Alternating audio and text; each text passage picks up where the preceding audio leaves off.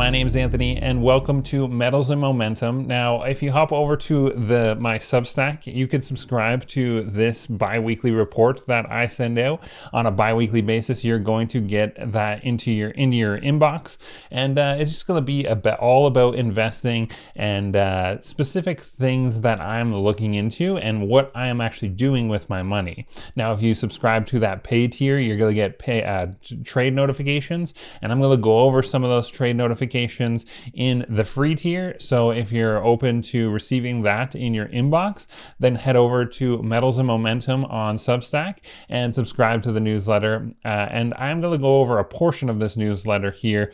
Now, I have to be somewhere soon, so I'm not going to go over the investment thought this week, but this was a specific question that a reader actually sent to me, and I've heard this multiple times, and that is how to start a stock account. I'm not going to go over that. I go over essentially the reasons why you actually might want to start with physical gold opposed to getting right into stocks. So if you're interested in reading through this article here, it's fairly significant, but I will leave it linked in the description down below. In this video, what we're going to do is go over the trade and investment recap for this bi-weekly period that just passed. On a bi-weekly basis, I'll upload a video like this to YouTube. So if you're interested in this style of video, then hit subscribe on YouTube, and we'll go through it like this on a bi-weekly basis. So first, we're going to start off with the Franco Nevada chart. Now, actually, we should probably start with physical gold, because a little while ago, we had physical gold break out to an all-time high. Now, the thing that I was watching is this this is actually a topping tail here. So I was saying short term, let's get bearish on gold, and we saw that pull back to the support line right here. And this support line actually goes back to 2023. This is when gold really started to move. We've essentially seen an 81% move in physical gold over the last year, which has been unbelievable, and it just continues. And I was waiting for that breakout once it started to get to this like topping kind of phase. I saw this topping tail form right up here short term. I said, hey, we could pull back to about 3,000 or so on gold. This is in American dollars, by the way.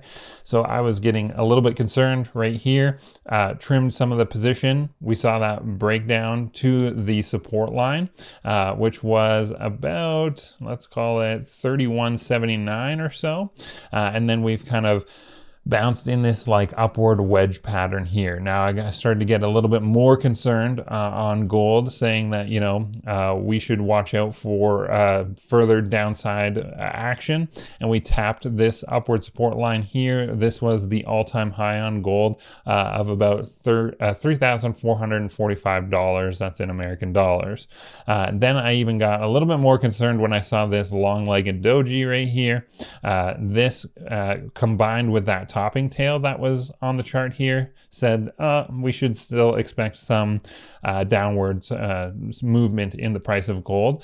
And of course, we did get that in the short term, not as much as I thought we would. I thought we were going down to about 3,000, but then I notified subscribers that we should start buying heavily once we started to get this breakout.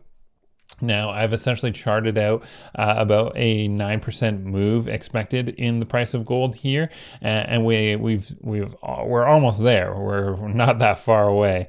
Let's just double check. Yeah, so we're about 2% off from this prediction that I had, and we're still kind of going up here. So what I did was send out trade notifications to my subscribers, telling them that we should buy something in the gold sector and probably stick with maybe like the best of the best, just in case the gold is either like faking us out or like something that's a little less volatile. That's what I was kind of aiming at. So I sent trade notifications out for Franco Nevada. Here's my trade notification that I sent out on this day right here. And we've actually seen a nice little move upward, and we've able to, we're actually still in the trade, but we're up a decent amount here. We can actually measure this out. And it's nice to see that, you know, this is a fairly new newsletter here, and we're finally seeing some tradable action in the market here.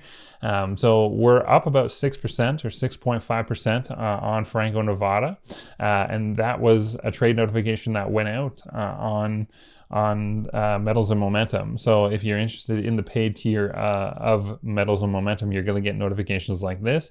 And we actually were able to, we're in the money on this stock right here. So that was a good trade so far. We're still in it. We're going to let this play out, because what Franco Nevada is actually doing is re-entering up above this support line here. So even if we got a little bit of a pullback here, this is still in an upward trend, and we should let this play out just a little bit longer as well. A break below this trend line, that would be bearish, and I would look to get out of that position if that were to happen like that.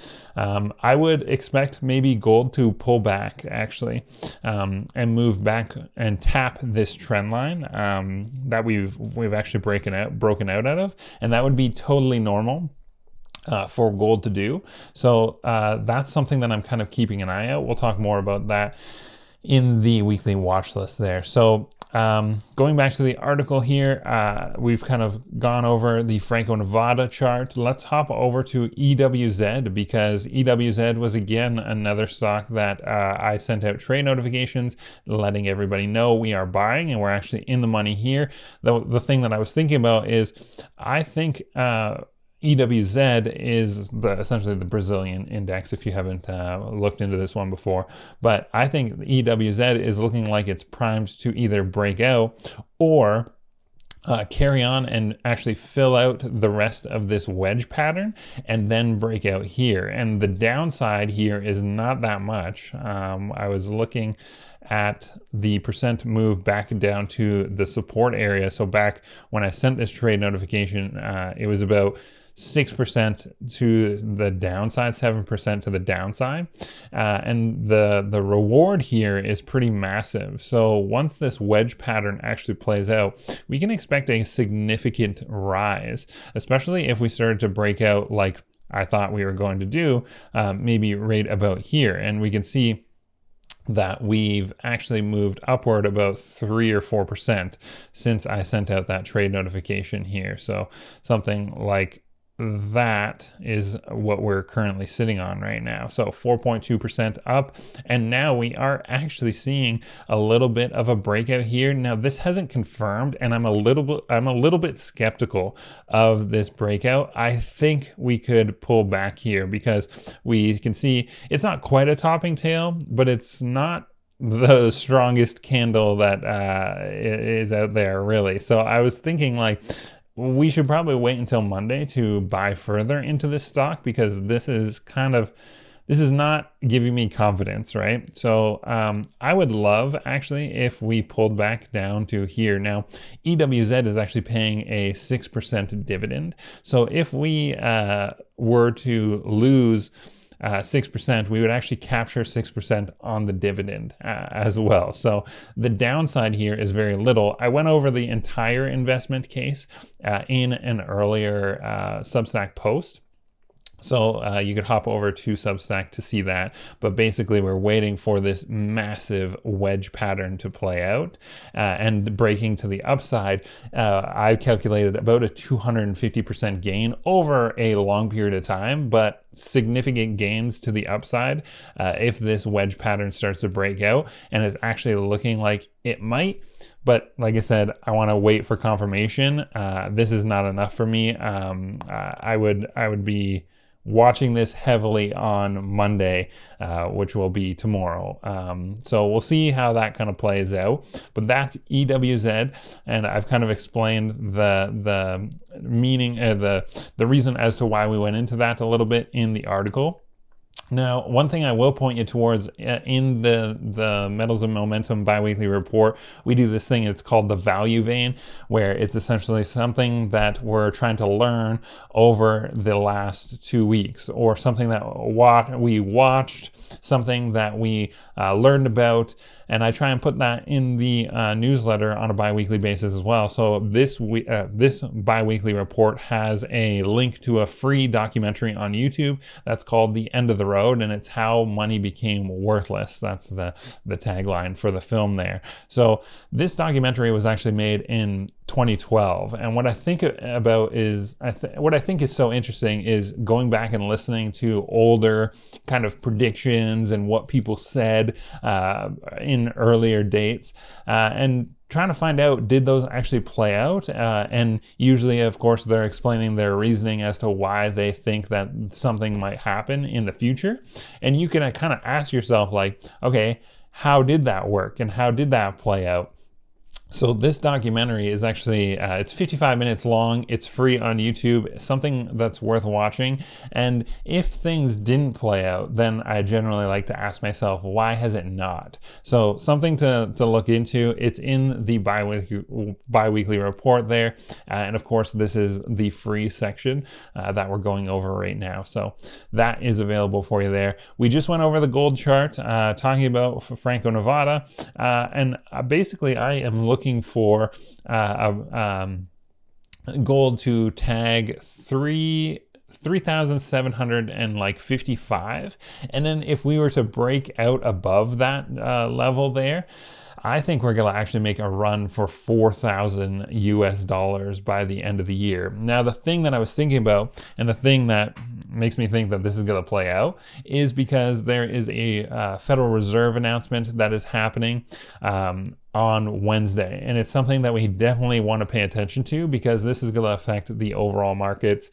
One of the things that I was watching is I want to make sure that I'm paying attention to the 10-year, the 20-year, and the 30-year. I want to see what happens to those treasury bonds when the Federal Reserve starts to lower rates. I'm predicting that we are going to see the long bonds start to rise and short-term bonds go down. The Federal Reserve, they can control the short-term bonds, but I don't think they can control the long-form bonds, like the long-term bonds, 10, 20, 30 years out. The market is going to demand higher interest rates, at least that's what I think. And I think that's going to cause some havoc in the market. And I think that's also going to be a reason why people are going to sell their bonds and move to something like gold. And I think that could push gold up to $4,000 in the very short term. So we'll see how it plays out. There could be like some massive correction in the stock market that completely throws this whole thing off, but that is kind of my thinking. Going into next week, we definitely want to pay attention to what the Federal Reserve in the US comes out and actually announces, because I'm looking at the stock market, the overall stock market, and going, this is not great. I don't think this is going to turn out well for average investors investing in something like the S&P 500, and that's the chart that I've got pulled up right here.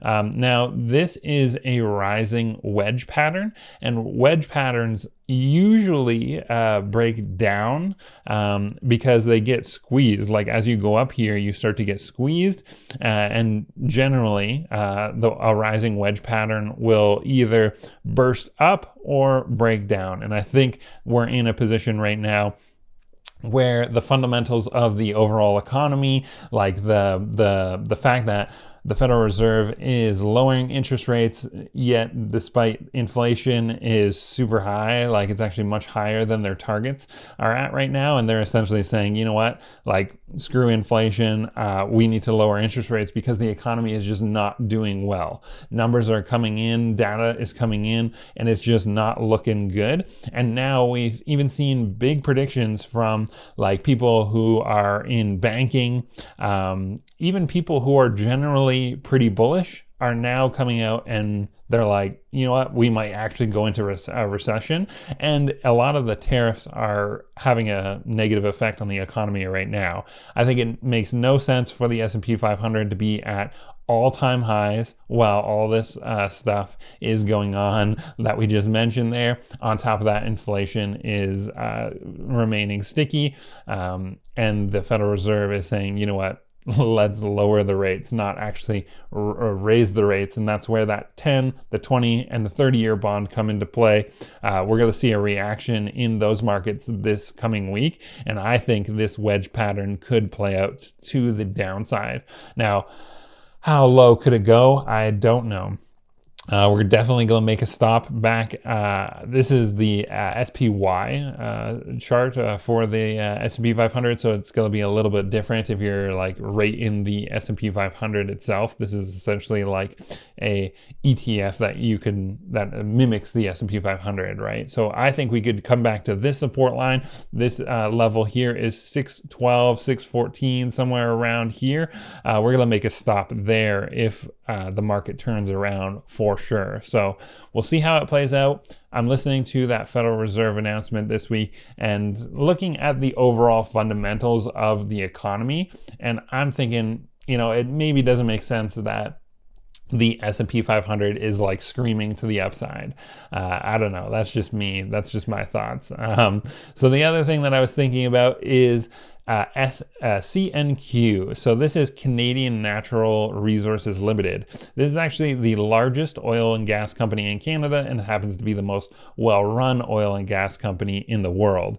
This stock is looking incredibly cheap. Now, if I go over to the Yahoo Finance page and I'm going to just pull up the CNQ, but like show you the actual the indicators that will essentially show us how cheap this stock actually is.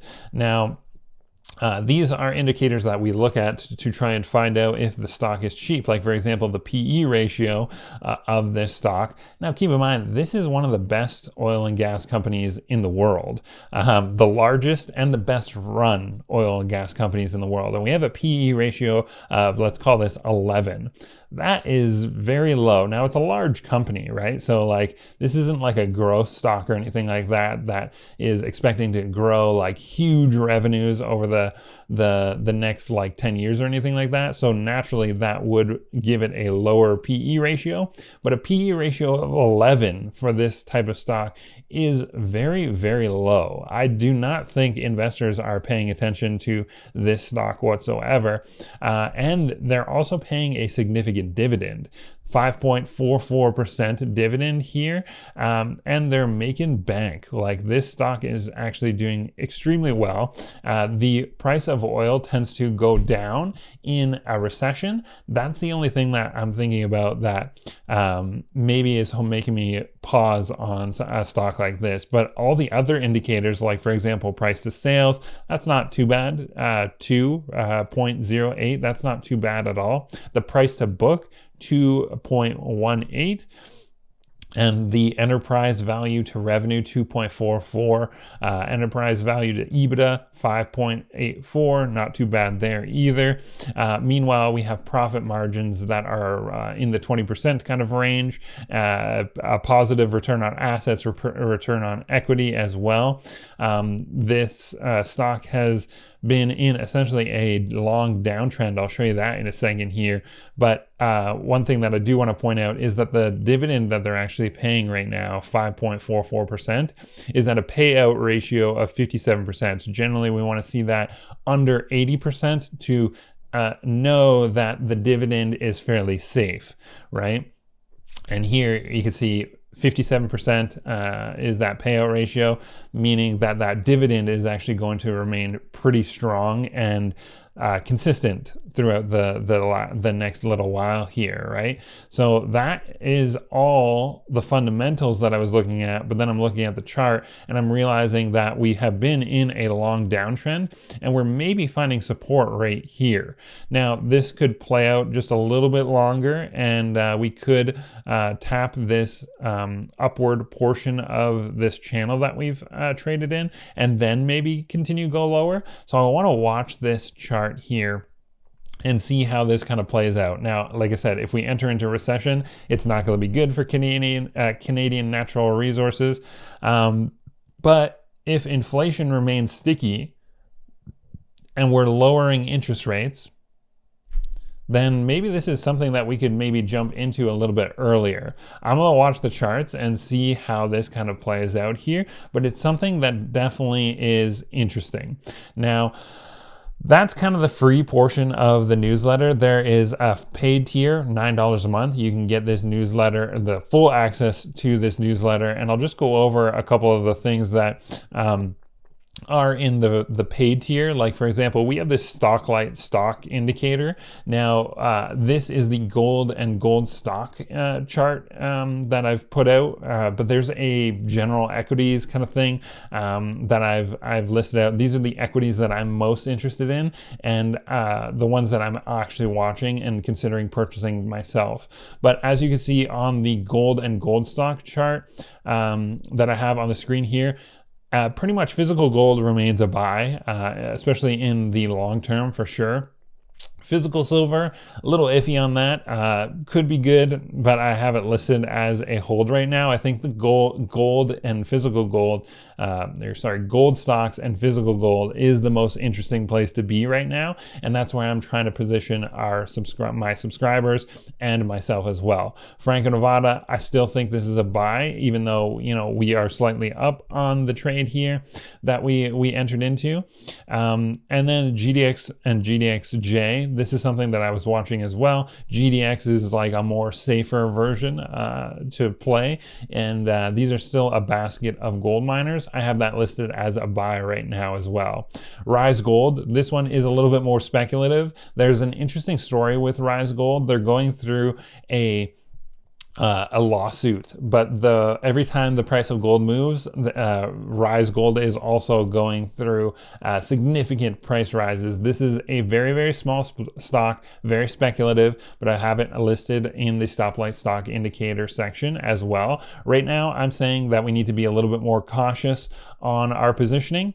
I'm going to stay away from the smaller like the junior miners, anything like that, I'm putting on hold right now. Wheaton Precious Metals, this is a very well-run company, and the performance over the last little while has been phenomenal. I've listed that as a buy. So if you're looking to get access to some of the other stocks that I have on my watch list, then subscribe to Metals and Momentum on Substack. I'll pull up the page here, the link's in the description, and you can get either the free tier or the paid tier. I would so appreciate it if you subscribe to that pay tier, $9 a month, and you get full access to the Metals and Momentum report.